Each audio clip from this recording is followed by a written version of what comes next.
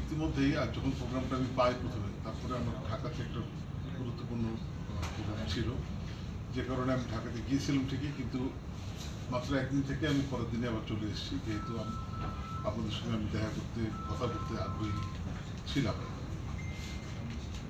আমরা জানি যে আমাদের এই বাংলাদেশে আসলে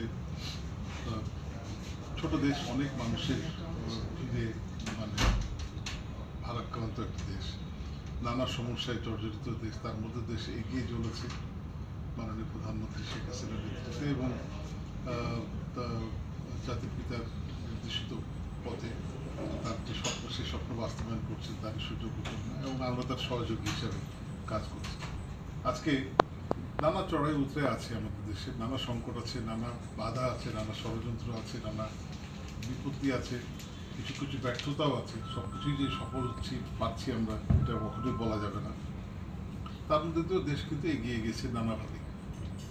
ঠিক যেমনটি আপনারা বললেন নিজেরা, যে এই রাজশাহী, যেটি বলা যেতে পারে একেবারে একটা মফস্বল শহর বলতে যা বোঝায়, সেই মফস্বল শহরই ছিল। এখনও একটা একটা সেক্টরে আমরা সেইখানে আছি, বাকি সেক্টরগুলোতে আমরা উত্তরণ করতে পেরেছি। গত 2008 সালে আমি প্রথমবার নির্বাচিত হয়ে প্রথম একটা টার্ম পালন দায়িত্বরত ছিলাম।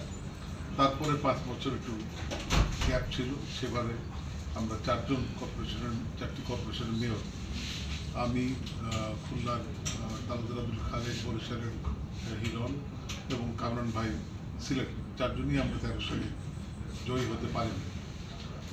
সেটা ছিল একটা অনেক বড় একটা চক্রান্ত, এবং সেই পরাজয়ের কারণে আমরা সবাই একটু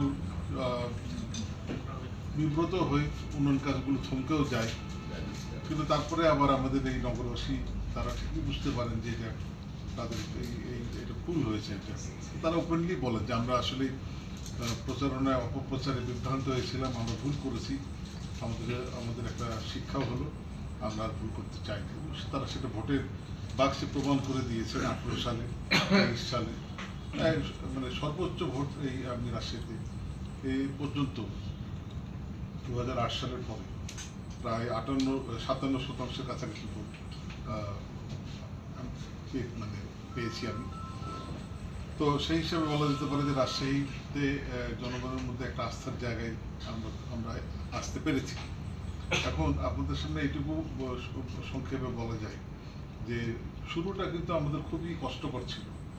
রাজশাহী সিটি কর্পোরেশন হলেও তার যে রাজস্ব আয়, আমাদের যে রাজস্ব আয়, সেটা এত কম ছিল, এবং এখনো যে খুব বড় কিছু ভালো কিছু হয়েছে তা বলা যাবে না। এখানে বন্দর নাই, এখানে বড় ব্যবসা নেই, বড় ইন্ডাস্ট্রি বা যেটা কলকারখানা সেগুলো নেই, বড় বিজনেস হাউস নেই, গার্মেন্টসের ব্যবসা নেই। ফলে এখানে যারা হোল্ডিং ট্যাক্স দিবে, বাড়ি ঘরের প্রপার্টি ট্যাক্স, এটা মূল আমাদের আয়ের ইনকাম। এই পৃথিবীতে সব জায়গাতেই পৌরসভা, মিউনিসিপ্যালিটি বা কর্পোরেশনে প্রপার্টি ট্যাক্সটাই মেইন আয়ের খাত। সেটি আমাদের এখানে মানুষের বাসা বাড়ির উপর থেকেই নিতে হয়, অফিস আদালত থেকে যেটুকু পাওয়া যায়, সব মিলিয়ে খুবই কম। তো তার মধ্যে দিয়েও যে পারা যায়, ইচ্ছা থাকলে, চেষ্টা থাকলে এবং ওন করলে যে এটা আমার জায়গা বা এটা আমার দায়িত্ব, নগরবাসী আমাকে দায়িত্ব দিয়েছে, তারা আমার দিকে তাকিয়ে আছে, আমার জন্ম হয়েছে এই শহরে, আমার করণীয় আছে, এইরকম মন মানসিকতা থাকলে এটা যে সম্ভব সেটা কিন্তু বোধহয় আমি প্রমাণ করতে পেরেছি। এটা নিশ্চয়ই আমি নিজেও বলতে পারি, আপনারা তো বলছেন।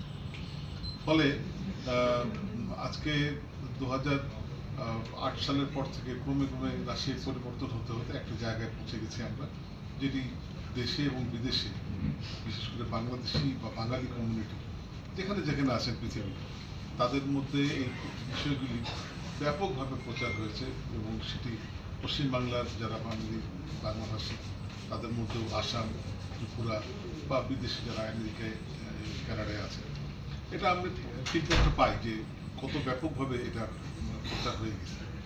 তো এটা আলহামদুলিল্লাহ, এটা আল্লাহ হয়তো কবুল করেছিলেন। আমরা একটা টিম কাজ করেছি, আমি এবং আমার সঙ্গে আমার কাউন্সিলর, কিন্তু কর্পোরেশনের কর্মকর্তা, কর্মচারী, শ্রমিক যারা আছেন সবাইকে নিয়ে কাজ করতে করতে আজকে একটা জায়গায় আমরা উপনীত হয়েছি। এখানে প্রথম কথাই হলো যে নাগরিকদেরকে নিয়ে একটা এই শহরে যারা বসবাস করেন তাদের সঙ্গে সিটি কর্পোরেশনের প্রতিনিধি হিসেবে মেয়র বা কাউন্সিলর আমরা একটা আস্থার জায়গায় যেতে পেরেছি। কাউন্সিলরদের এবং আমাকে নগরবাসী শত্রু মনে করেন না, বন্ধু মনে করেন বা অভিভাবক মনে করেন, আমি তার ক্ষতি করবো না, এই বিশ্বাসটা তারা করেন। ফলে অনেক কঠিন কাজ এখন অনেক সোজা হয়ে গেছে। যেমন আপনি অন্য যে কোনো জায়গায় যান, দেখবেন যে রাস্তা চওড়া করতে গেলে আপনাকে এলাকাবাসী বিক্ষোভ করে, আন্দোলন করে, মানববন্ধন করে, পত্রিকায় লিখে, মামলাটা মোকদ্দমা করে করতেই দিবে না, এমন একটা মানে যুদ্ধমদেহী অবস্থা তৈরি হয়। বর্তমানে রাজশাহীতে এমন একটা জায়গায় আমরা পৌঁছে গেছি, প্রথম দিকে আমারও বাধা এসেছিল, না বুঝে হোক, বুঝে হোক বা অন্য কোনো স্বার্থ যারা দেখে ভিন্ন, তাদের উস্কানিতে হোক, কিছু ব্যারিকেড যে করেনি তা না, কিন্তু বোঝাতে বোঝাতে এমন একটা জায়গায় আমরা এখন চলে এসেছি। এখন নাগরিকরাই এসে বলে যে আমাদের গলিপথটা খুবই ন্যারো, আপনি একটু একবার করে চড়া করে দেন, আমাদের বাড়ি যতটুকু যাবে আমাদের কোনো আপত্তি নেই, আমরা তো ক্ষতিপূরণ পাবোই, প্লাস যাতায়াতটা ভালো হবে, বাড়ি ভাড়া বাড়বে, জমির দাম বাড়বে। এই জায়গায় আমরা তাদেরকে বোঝাতে সক্ষম হয়েছি। একইভাবেই ময়লা আবর্জনা থেকে শুরু করে যাবতীয় নাগরিক কাজ, ফুলে হাত দেবেন না, ফুল ছিঁড়বেন না, লাইটগুলো যাতে কেউ নষ্ট না করে ফেলে, সব ব্যাপারে কিন্তু নগরবাসীর একদম ডাইরেক্ট সহযোগিতা আমরা পাই।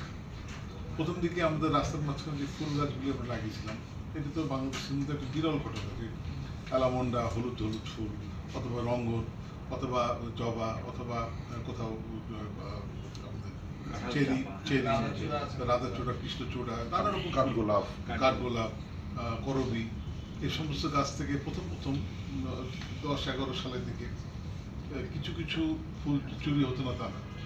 পরে আমরা বুঝিয়ে এমন একটা জায়গায় এসেছি যে এখন কেউ তো ওটা ছেড়েই না, কেউ যদি এলাকার কোনো পকেটে বা কেউ যদি কোনো কারণে নিতে যায়, তো বাকিরা যারা দেখে তারা এসে তাকে ধরে, যে কেন ভাই তুমি এটা ছিটছে কেন, বা আপনি এটা নিচ্ছেন কেন, এটা তো আমাদের সবার সৌন্দর্যের জন্য। অর্থাৎ আমরা যেটা করি সেটার জন্য ওরাই এখন ঢাল হয়ে দাঁড়িয়েছে নগরবাসী, যে না, এটা দায়িত্বশীল হয়ে গেছে যে এটা করা যাবে না। এবং আমাদের বাচ্চারাও কিন্তু পারতপক্ষে অনেক সময় অনেক জায়গাতে রাস্তার মধ্যে ময়লা কাগজ ফেলতে চায় না। এই জায়গাতে সবাই না আসলেও একটা উল্লেখযোগ্য সংখ্যক মানুষ ইতিমধ্যে এসে গেছে, যে ছোট বাচ্চারা বিদেশে যেটা আমরা দেখি, আইসক্রিম খেয়েছে, হয়তো কাপটা আছে বা প্যাকেটটা আছে, ও জায়গা খুঁজছে কোথায় ফেলবে। এইরকম বিদেশে দেখতাম, এখন দেখছি আমাদের রাজশাহীতেও এই এই মানসিকতা তৈরি হয়েছে, আরো দিন গেলে আরো বেশি তৈরি হবে। তো এটা যে পারা যায় সেটাই আমি বলতে চাচ্ছি, কোন কথা হচ্ছে পারা যায়, লেগে থাকতে হবে, এটাতে হতাশার কিছু নেই।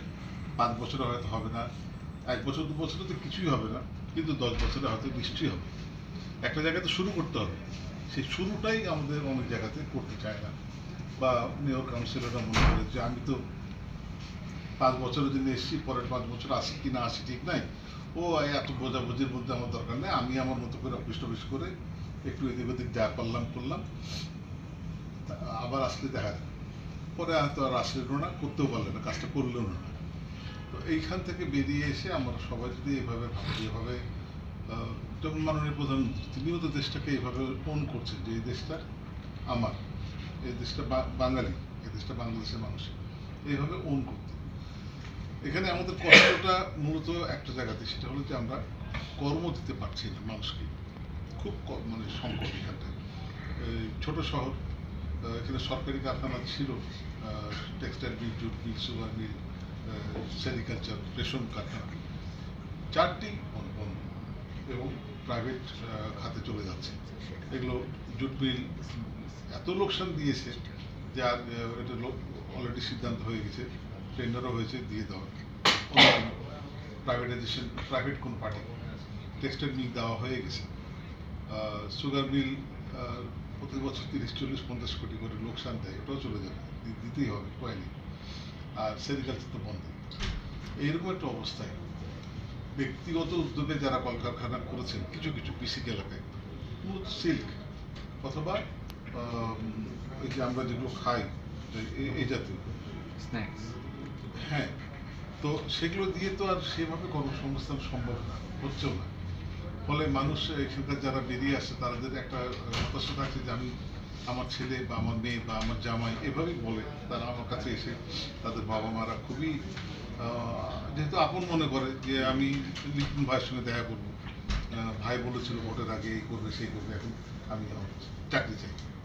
তাকে যতই বোঝাই যে আপনি চাকরি, আপনার ছেলেকে চাকরি না জন্য না খুঁজে আমি একটা পথ করে দিচ্ছি, সেখান থেকে ছেলে আপনার দুটো ছেলেকে চাকরি দিতে পারবে, এই জায়গায় আসে।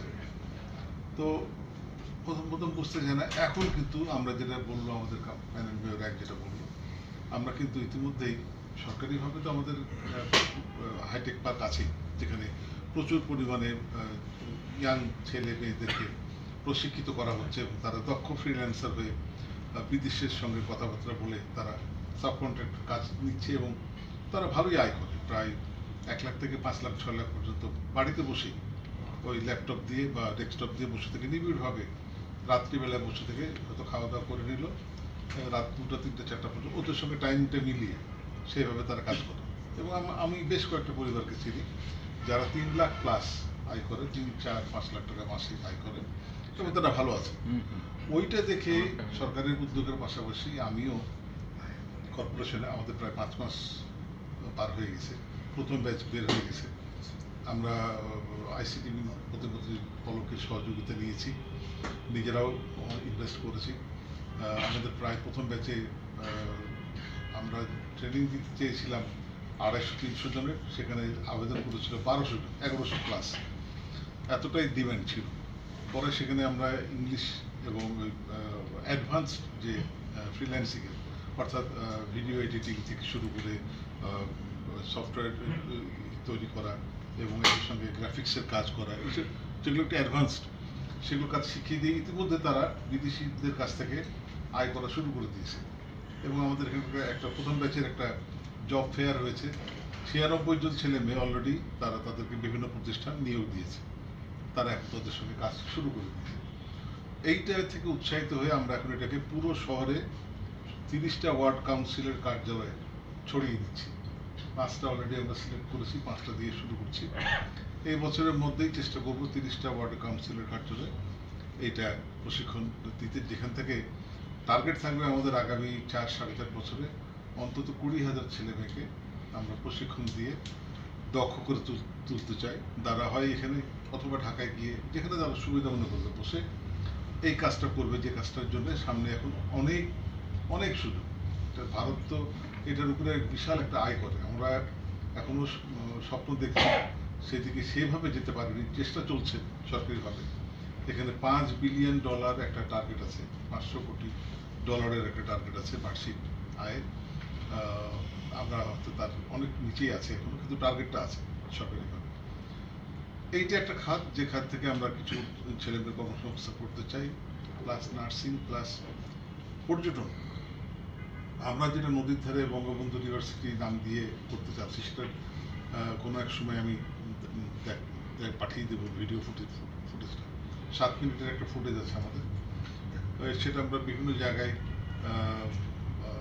সরকারি পর্যায়ে শো করেছি। সেখানে পর্যটনকে কেন্দ্র করে একটা বড় রকমের বিনিয়োগ নিয়ে আসার জন্য আমরা কাজ করছি এবং সেটা আশা করছি ইনশাল্লাহ একটা সূচনা আমরা করতে পারবো আমাদের এই টার্গের মধ্যে। সময় লাগবে কাজটা করতে। নদীর ধারে প্রায় 7 কিলোমিটার লম্বা এবং প্রায় 500 মিটার চওড়া গড়ে, মানে 3.5 থেকে 4 বর্গ কিলোমিটার জায়গা। এখানে সোলার বিদ্যুৎ উৎপাদন হবে একটা অংশে, আরেকটা অংশে গলফ কোর্স, রিসোর্ট, কটেজ, মানসম্মত হোটেল, তারপরে সুইমিং পুল, মানে যেভাবে ট্যুরিজমকে আকৃষ্ট করে দেয় সেটা আমরা করতে যাচ্ছি। এটা হলে এই নিঃসন্দেহে রাজশাহীতে আরেকটি মাত্রা যুক্ত হবে এবং এটি আমরা ওই যেহেতু আমাদের পাশের নদীটা আছে, সেই নদীটার আমরা ব্যবহার করতে চাই এই কাজ। তো এই বিষয়গুলিতে আপনাদের সহযোগিতা আমরা চাই, যে আপনারা আপনাদের যখন যেখানে সময় সুযোগ হবে বা হয় নিশ্চয়ই, সেখানে যদি এগুলো একটু হাইলাইট করা যায়, তাহলে তো আপনাদের এখানে দিয়ে আপনাদের ভিডিও ফুটেজ দিয়ে টেলিভিশনের মাধ্যমে এই জিনিসগুলো যত বেশি মানুষ জানবে, তত বেশি আমাদের জন্য এগিয়ে যাওয়াটা সহজ হবে।